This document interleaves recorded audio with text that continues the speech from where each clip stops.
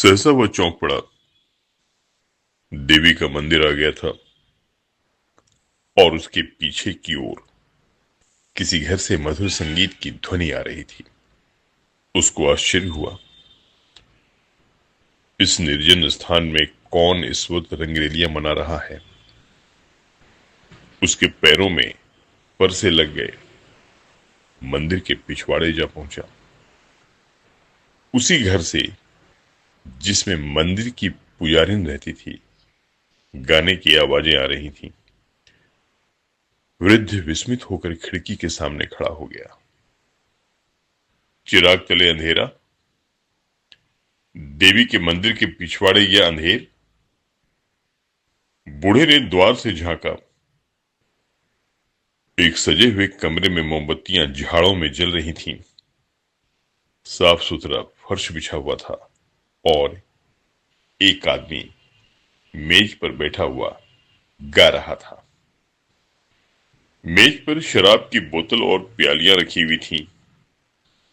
दो गुलाम मेज के सामने हाथ में भोजन के थाल लिए खड़े थे, जिनमें से मनोहर सुगंध की लपटें आ रही थीं।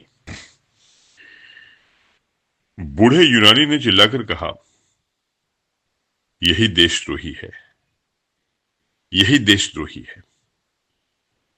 मंदिर की दीवारों ने दोहराया, द्रोही है।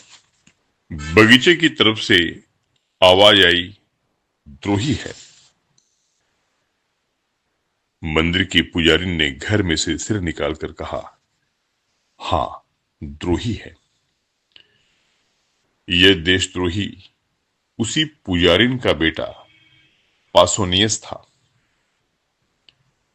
देश में रक्षा के जो उपाय सोचे जाते, शत्रुओं का दमन करने के लिए जो निश्चय किए जाते, उनकी सूचना यह ईरानियों को दे दिया करता था।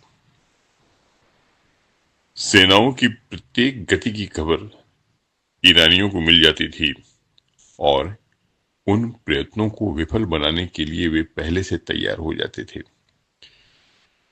यही कारण था कि यूनानियों को जान लड़ा देने पर भी विजय न होती थी। इसी कपट से कमाए हुए धन से वह भोग विलास करता था। उस समय जबकि देश में घोर संकट पड़ा हुआ था, उसने अपने स्वदेश को अपनी वासनाओं के लिए बेच दिया था। अपने विलास के सिवा उसे और किसी बात की चिंता न थी। कोई मरे या जिए, देश रहे या जाए, उसकी बला से। केवल अपने कुटिल स्वार्थ के लिए देश की गर्दन में गुलामी की बेड़ियां डलवाने पर तैयार था। पुजारिन अपने बेटे के दुराचरण से अनभिज्ञ थी। वह अपनी अंधेरी कोठरी से बहुत कम निकलती, वहीं बैठी जप तप किया करती थी। परलोक चिंतन में उसे इहलोक की खबर न थी। मनेंद्रियों ने बाहर की चेतना को शून्य सा कर दिया था। वह इस समय भी कोठरी के द्वार बंद किए देवी से अपने देश के कल्याण के लिए वंदना कर रही थी कि सहसा उसके कानों में आवाज आई, यही द्रोही है, यही द्रोही है। उसने तुरंत द्वार खोलकर बाहर की ओर झांका। पासोनियस के कमरे से प्रकाश की रेखाएं निकल रही थीं और उन्हीं रेखाओं पर संगीत की लहरें नाच रही थीं। उसके पैर तले से जमीन से निकल गई। कलेजा धक से हो गया। ईश्वर, क्या मेरा बेटा देशद्रोही है? आप ही आप। किसी अंतः प्रेरणा से पराभूत होकर वह चिल्ला उठी, हाँ, यहां देशद्रोही है। यूनानी स्त्री पुरुष झुंड के झुंड उमड़ पड़े और पासोनियस के द्वार पर खड़े होकर चिल्लाने लगे, यही देशद्रोही है। पासोनियस के कमरे की रोशनी ठंडी हो गई। संगीत भी बंद था, लेकिन द्वार पर प्रतिक्षण नगरवासियों का समूह बढ़ता जाता था और रह रहकर सहस्रों कंठों से ध्वनि निकलती थी, यही देशद्रोही है। लोगों ने मशालें जलाईं और अपने लाठी डंडे संभालकर मकान में घुस पड़े। कोई कहता था सिर उतार लो, कोई कहता था देवी के चरणों पर बलिदान कर दो। कुछ लोग उसे कोठे से नीचे गिरा देने पर आग्रह कर रहे थे। पासोनियस समझ गया कि अब मुसीबत की घड़ी सिर पर आ गई। तुरंत जीने से उतरकर नीचे की ओर भागा और कहीं शरण की आशा न देखकर देवी के मंदिर में जा घुसा। अब क्या किया जाए? देवी की शरण जाने वाले को अभयदान मिल जाता था। परंपरा से यही प्रथा थी। मंदिर में किसी की हत्या करना महापाप था, लेकिन देशद्रोही को इतने सस्ते कौन छोड़ता? भांति भांति के प्रस्ताव होने लगे। सुअर का हाथ पकड़कर बाहर खींच लो, ऐसे देशद्रोही का वध करने के लिए देवी हमें क्षमा कर। देवी, आप उसे क्यों नहीं निगल जाती? पत्थरों से मारो, पत्थरों से। आप निकलकर भागेगा। निकलता क्यों नहीं रे कायर? वहां क्या मुख में कालिख लगाकर बैठा हुआ है? रात भर यही शोर चलता रहा और पासोनियस न निकला। आखिर यह निश्चय हुआ कि मंदिर की छत खोदकर फेंक दी जाए और पासोनियस दोपहर की तेज धूप और रात के कड़ाके की सर्दी से आप ही आप पकड़। बस फिर क्या था?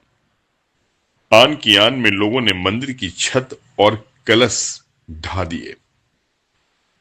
अभागा पासोनियस दिन भर तेज धूप में खड़ा रहा। उसे जोर की प्यास लगी, लेकिन पानी कहाँ? भूख लगी, पर खाना कहाँ?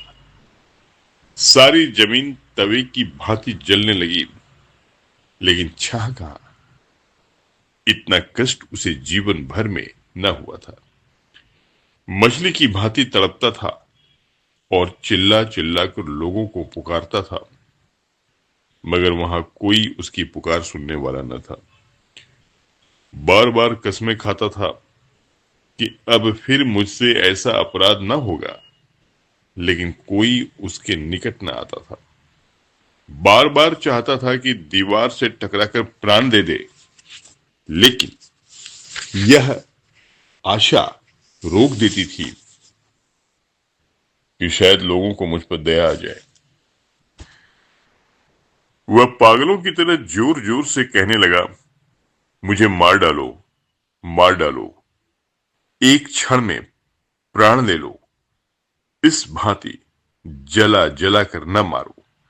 ओ हत्यारों, तुमको जरा भी दया नहीं।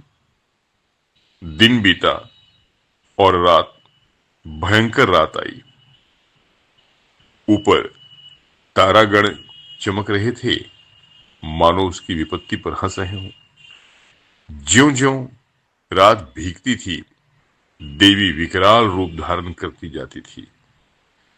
कभी वह उसकी ओर मुंह खोलकर लपकती, कभी उसे जलती हुई आंखों से देखती। उधर क्षण क्षण सर्दी बढ़ती जाती थी। पासोनियस के हाथ पांव अकड़ने लगे, कलेजा कांपने लगा। घुटनों में सिर रखकर बैठ गया और अपनी किस्मत को रोने लगा। कुर्ते को खींचकर कभी पैरों को छिपाता, कभी हाथों को, यहां तक कि इस खींचातानी में कुर्ता भी फट गया। आधी रात जाते जाते बर्फ गिरने लगी। दोपहर को उसने सोचा गर्मी ही सबसे कष्टदायक है। इस ठंड के सामने उसे गर्मी की तकलीफ भूल गई। आखिर शरीर में गर्मी लाने के लिए एक हिकमत सूझी। वह मंदिर में इधर उधर दौड़ने लगा, लेकिन विलासी जीव था, जरा देर में हाफ कर गिर पड़ा।